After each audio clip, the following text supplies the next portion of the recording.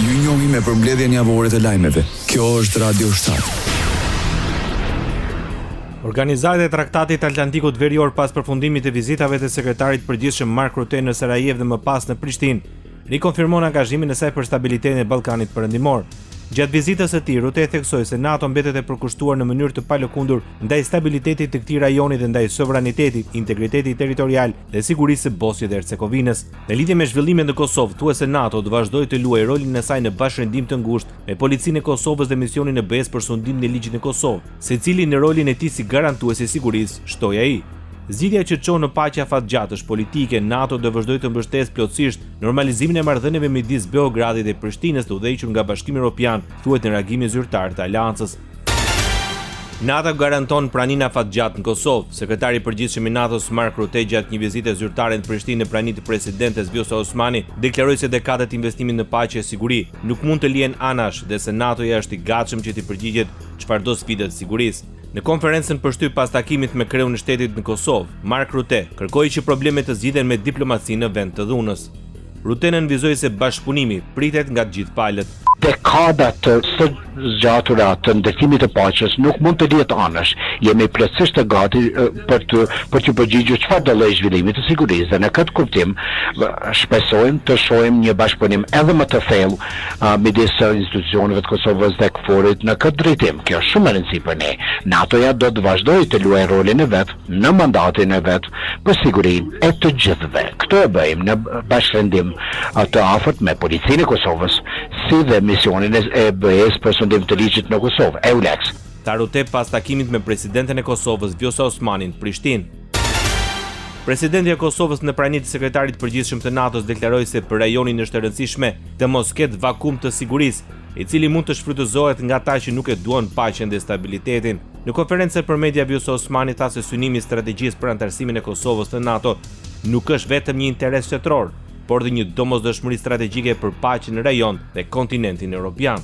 Është me rëndësi që ky rajon mos të ketë vakume të sigurisë, sepse siç ka dëshmuar historia, shpesh herë ato vakume janë keq përdorur nga faktor malign, të cilëve nuk ju intereson paqja, siguria, por vetëm kaosi dhe jo stabiliteti. Pjesë e takimeve me sekretarin e përgjithshëm të NATO-s ishte dhe kryeministri i Kosovës Albin Kurti. NATO fully supports the sovereignty and territorial integrity of Bosnia and Herzegovina. NATO garanton suvranitetin e Bosnjës dhe Hercegovinës. Sekretari i përgjithshëm i NATO-s, Mark Rutte, deklaroi se aleanca mbështet suvranitetin dhe integritetin e Bosnjës dhe Hercegovinës dhe theksoi se nuk do të lejojë që paqja e fituar me mund në këtë shtet të vihet në rrezik. Në një konferencë për mediat në Sarajevo pas takimit me anëtarët e presidencës trepalçe, Rutte tha se situata aktuale nuk është sikurse në vitin 1992 kur nisi lufta në Bosnjë. But let's be clear, this is not 1992. Vizita e Ruttes u zhvillua në kohën kur autoritetet e Republikës Srpska, duke kërcënuar me shkëputje, kanë tentuar të ndalojnë funksionimin e institucioneve shtetërore të drejtësisë dhe policisë në territorin e këtij entiteti. Prishtina zyrtare e dyshime për zjarrvënie të qëllimshme në të gjithë territorin e vendit. Drejtori ekzekutiv i Agjencisë së Menaxhimit Emergjent të Ministrisë së Punëve të Brendshme të Kosovës, Gent Smeta, i shpreu shqetësimin se situata e zjarreve në Kosovë është jashtë normales. Këto situatat jashtë normales, cilat jemi sot, këtu vën në rrezik edhe operacionalitetin sepse janë të shpërndara me numër të madh në të gjithë vendin. Domethënë është numër dyshimtar, ka raste për 3 ditë i paimagjinueshëm. Sipas tij dyshohet se shumica prej zjarreve janë shkaktuar nga dora e njerëzit. Të dhënat e Agjencisë së Menaxhimit Emergjent nga e premtja deri të hënën tregojnë se janë regjistruar 294 raste të zjarreve, ndërsa gjatë javës së parë të marsit ishte raportuar për 57 raste. Në një konferencë për mediat, Meta tha se zjarret më të rrezikshme aktive janë në fshatrat e Drenasit, Kamenicës dhe Malishevës. Zjarret aktive momentale më serioze janë në Drenas, në fshatin Dobroshec, në Kamenicë, në fshatin Kirishev dhe në Malishev, në Drenac.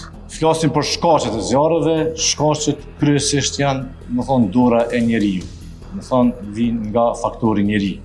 Sipas sistemit evropian të informacionit për zjarret në pyje, gjatë vitit 2024 në Kosovë ishin regjistruar 94 zjarre të cilat kishin ndjekur gjithsej 12.079 hektar pyje dhe shkure. Kosova nuk ka plan të bëjë shërbim të detyrueshëm ushtarak, por në vend të kësaj do të jepet mundësia që të gjithë qytetarëve vullnetarisht të kryejnë trajnime që të bëhen pjesë e sistemit të mbrojtjes së forcës së sigurisë Kosovës. Kjo parashihet nga koncepti i mbrojtjes gjithëpërfshirëse të cilin qeveria e Kosovës e miratoi, e që sipas ministrit të mbrojtjes Ejup Maqedonsi është më i avancuar se sa sistemi i shërbimit të detyruar ushtarak. Konsultimet e përbashkëta Shqipëri-Kosovë për të rritur bashkëpunimin e mbrojtjes ishin në thelb të takimit të mbajtur në Tiranë ndërmjet ministrit të mbrojtjes Ejup Maqedonsi dhe ministrit të mbrojtjes së Shqipërisë Piro Vengu. Në një takim vllazëror midis vendeve tona, në këtë mjedis të brish siguria janë përparësi strategjike dhe janë një domosdoshmëri e kohës, thuhet në kumtesën e Ministrisë së Mbrojtjes së Shqipërisë. Bashkimi Evropian i bën thirrje Serbisë të ulë tensionet. Ky reagim i Brukselit vjen pas paralajmërimeve për një tubim të madh në Beograd, që planifikohet të mbahet më 15 mars, në të cilën autoritetet serbe parashohin që të ketë dhunë të madhe, teksa presidenti i shtetit ka paralajmëruar arrestime. Po ashtu Bashkimi Evropian tha se pjesëmarrja e qytetarëve luan rol kyç në zhvillimin e një shoqërie të shëndetshme dhe demokratike, duke përfshirë promovimin e transparencës dhe përgjegjësisë. Ditëve të fundit presidenti i Serbisë Aleksandar Vučić paralajmëroi disa herë se opozita do organizojë një dhunë të madhe më 15 mars dhe se të gjithë ata që do të marrin pjesë në të do të arrestohen. Serbia paralajmëron për lëkundje serioze të situatës së sigurisë në Ballkan. Gjatë valës së protestave që ka përfshirë mbar vend, presidenti i Serbisë Aleksandar Vučić deklaroi se Serbia po përpiqet të ruajë paqen dhe stabilitetin si dhe sigurinë e të gjithë qytetarëve të saj. Presidenti serb kishte deklaruar se në protestën dhe blokadën e paralajmëruar nga studentët më 15 mars në Beograd, opozita pritet të organizojë dhunë të madhe. Në mbledhjen e qeverisë, Vučić tha se u diskutua për situatën aktuale të sigurisë në vend e rajon, veçanërisht për sfidat e sigurisë në Kosovë dhe në Bosnjë dhe Hercegovinë. Politik. Kryetari i Kuvendit i Kosovës, Glau Konjusa, tha se beson se do të arrijë marrëveshje bashkëqeverise me pakicat jo serbe, ndërsa qëndrimet e opozitës si përshkroi si obstruksioniste dhe sulme agresive. Nëse lind nevoja, do të mblidhemi si leadership, do të vendosim prapat e mëtejshëm, por deri tani partitë opozitare kanë mbajtur qëndrim pengues. Sulmet në televizje dhe vendosje kanë qenë shumë agresive dhe mendoj se këto zgjedhje ishin mjaft jo konvencionale me shumë akuzat pa drejta dhe goditje të ulta, deklaroi kryetari i Kuvendit i Kosovës Glau Konjusa. Kryeministri i Kosovës angazhohet për të realizuar koalicion me ministrin aktual Nenad Rashić dhe pakicat e tjera jo serbe për formimin e qeverisë së re. Vendimi u njoftua në një konferencë për shtyp pas përfundimit të procesit të numërimit të votave të zgjedhjeve të nënshkurtit. Ne bashkëpunojmë me pakicat në Kosovë, me të gjitha ato që dëshirojnë të kontribuojnë, të përfitojnë, të integrohen. Albin Kurti vlerësoi rolin e ministrit aktual Nenad Rashić dhe kontributin që i ka dhënë në përmirësimin e cilësisë së jetës së komunitetit serb. Dhe unë besoj që sulmet që i ka përjetuar ministri Nenad Rashić është pikërisht për shkak se ju ka ndihmuar komunitetit serb. Ky ju ka ndihmuar shumë serbët e Kosovës dhe prandaj është sulmuar. Se po mos ndihmonte serbët e Kosovës ministri Rashić, atëherë mos puna e tij do ta sulmonte. Mirë po, kur e kanë parë që gjithnjë më shumë serbët janë të kënaqur me kontributin që ky jep, me ministrinë e tij, me buxhetin për serbët në nevojë, e kanë sulmuar më shumë. Janë friksuar, andaj janë përpjekur ta friksojnë. Mirë po, kanë dështuar. Ministri për komunitetet e kthim, Nenad Rashić, për krah kryeministrit Kosovës, akuzoi qeverinë serbe për shfrytëzimin e serbëve për interesat e saj personale. Kryetari i Partisë Demokratike Progresive theksoi se ajo që po ndodh në Serbi është me të vërtetë një pasqyrim i revoltës jashtëzakonisht të madhe që ndjejnë qytetarët, qofshin ata student, nxënës të shkollave të mesme apo vetë qytetarët. Ishte Nenad Rashić, ministri për komunitetet e kthim në qeverinë e Kosovës. Ministri i Administrimit Pushtetit Lokal Elbert Krasniqi konfirmon bashkëpunimin qeverisës vetëm me kryeministrin e Kosovës Albin Kurti. Në një konferencë për shtyp pas mbledhjes së Këshillit të Ministrave, ai deklaroi se s'mund të flas edhe në emër të minoriteteve të tjera jo serbe se me kë do të bëjnë koalicion. Është e padrejtë që në flas në emër të tyre, çka mund të ndaj sot këtu është që IRDK, subjekti politik ku unë jam kryetari i partisë, ka fituar një ulse në Kuvendin e Kosovës dhe vota e qytetarëve ka vendosur që të jenë leri më i votuari nga komunitetet jo shumicë në Kosovë, të përfshi të gjitha komunitetet tjera jo serbe, kuptohet. Kështu që unë mund të flas vetëm për veten, po nga diskutimet që i kam edhe me kolegët e tjerë që janë edhe në qeveri partner të kësaj qeverisë Kurti 2, vullneti i gjithë atyre është që të kenë pjesë e qeverisë Kurti 3, e cila do të jetë në ardhje shumë shpejt. Ishte Elbert Krasniqi. Lidhja Demokratike e Kosovës pozicionohet qartë se nuk do të bashkëpunojë me vetëvendosjen. Sipas mbledhjes së kryesisë së partisë, kryetari i LDK-s Lumir Abdixhiku tha se qëndrimet paraelektorale të partisë së tij nuk kanë ndryshuar. LDK-ja ka të qartë pozicionin e vet politik ka shi lëvizjes vetëvendosje. nuk duam, nuk kemi dhe nuk punojmë për një bashkëpunim me ta. Të deklarat e bëri pas mbledhjes së kryesisë, e cila zgjati mbi 5 orë.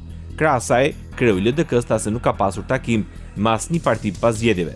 Po ashtu, qëndrimi elektoral e paraelektoral ka qenë se LDK-ja nuk do të jetë pjesë e asnjë qeverie pa pozitën e kryeministrit. Ky vazhdon të jetë qëndrimi tani. Dhe po ashtu kemi thënë se LDK nuk synon dhe nuk do të punojë për një qeveri afat shkurt. Pra pas zgjedhjen e çështjes bazike të presidentit që përcakton zgjedhjet e tashme nacionale të Kosovës, LDK-ja nuk beson se do të ketë stabilitet qeveritar dhe për qeveria pa shkurtëra nuk është e interesuar fare. Deklaroi Lumir Abdigjiku. Sociale. Koalicioni drejtuar nga Albin Kurti në Kosovë vlerëson se gjatë mandatit të fundit arriti të rrisë me rreth 15% përfshirjen e grave në administratën publike. Gjatë paraqitjes së rrjetit të grave në pozita vendimarrëse në administratën publike dhe institucionet pavarura, Kurti tha se ka bërë hapa që nuk janë të vegjël. Nga të regrutuarat në administratën publike, në vitin 2023, 48% ishin gra, ndërkaq në vitin që lan pas 2024, 63% gra. Mbështetën punësimin e mbi 4.000 personave, prej tyre 55% gra, të cilët nuk kanë pasur asnjë antar të familjes punësuar nëpërmjet programit Qeveria për Familjet. Për shefin e qeverisë Kosovës, studimet e ndryshme tregojnë se gratë janë më pak të korruptuara se burrat. Historia dhe shumë hulumtime shkencore na tregojnë për lidhjen e thellë midis paqes dhe grave në udhëheqje. Një lidhje që nuk është vetëm statistik, por edhe dëshmi se aty ku gratë udhëheqin, jeta është më e drejtë, më e mirë për gratë e për burrat, për gjithë shoqërinë. Ishte kryeministri i Kosovës Albin Kurti. Kosova u jep mundësinë shtetasve të saj që deri dje kanë qenë të regjistruar në Gjermani si emigrant nga Serbia, të regjistrohen si shtetas Kosovës. Përmes rrjeteve sociale, ambasadori i Kosovës në Gjermani, Faruk Ajeti, deklaroi se ata mund të drejtohen organeve kompetente gjermane dhe të kërkojnë që në kategorinë e shtetësisë të largohet njëherë përgjithmonë shtetësia e Serbisë. Duhet të kërkoni që në kategorinë e shtetësisë së dokumentacionit përkatës të largohet njëherë përgjithmonë shtetësia e Serbisë. Për informacione shtesë, lutim qytetarët e Kosovës të kontaktojnë ambasadën tonë në Berlin apo misionin më të afërt konsullor në Gjermani, si në Düsseldorf, Frankfurt, Hamburg, Munich apo Stuttgart. Ambasadori Ajeti ka bërë të ditur se ky ndryshim vjen nga një qarkore nga Ministria Federale e Punëve të Brendshme e Gjermanisë. Jo vetëm 16 lande gjermane, por edhe mbi 5200 qendra të regjistrit civil në krejt Gjermani e kanë pranuar tashmë një qarkore nga Ministria Federale e Punëve të Brendshme të Gjermanisë, ku janë njoftuar për këtë ndryshim të rëndësishëm për shtetasit e Kosovës, të cilin edhe ne do ta publikojmë. Ata tani tuti do të regjistrohen vetëm si shtetas të Republikës së Kosovës. Qeveria e Kosovës miraton lidhjen e marrëveshjes kornisë për bashkëpunim në fushën e mbrojtjes me Shtetet e Bashkuara të Amerikës. Para kabinetit qeveritar këtë marrëveshje e ka prezantuar ministri i mbrojtjes Eyüp Maqidonsi. Ai foli për rëndësinë që ka kjo marrëveshje, e cila më pas mori dhe miratimin e kabinetit qeveritar. Një hap i tillë i bashkëpunimit është marrë në përputhje me qëllimet e integrimit më të gjerë euroatlantik, trajnimet e kërcënimeve për sigurinë, gjithmonë duke mbështetur në partneritetin ekzistues në fushën e mbrojtjes dhe sigurisë, tha ministri i mbrojtjes Eyüp Maqidonsi. Kryeministri i Kosovës Albin Kurti konfirmon se nga sot shtetasit e Kosovës në Gjermani nuk do të regjistrohen më si shtetas të Serbisë. Për këtë, kryeministri ka shprehur mirënjohje Ministrisë së Punëve të Jashtme. Andaj të nderuar bashkëdhëtar tonë në Gjermani, ju bëjmë thirrje që të verifikoni dhe nëse është nevojshme të korrigjoni regjistrimin e shtetësisë në dokumentet tuaja. Për çdo ndihmë ose informacion shtesë, kontaktoni ambasadën tonë në Berlin ose misionet konsullore në Düsseldorf, Frankfurt, Hamburg, Munich ose Stuttgart. Ndoqet për mbledhjen javore të lajmeve. Kjo është Radio 7, zëri pozitiv i qytetit.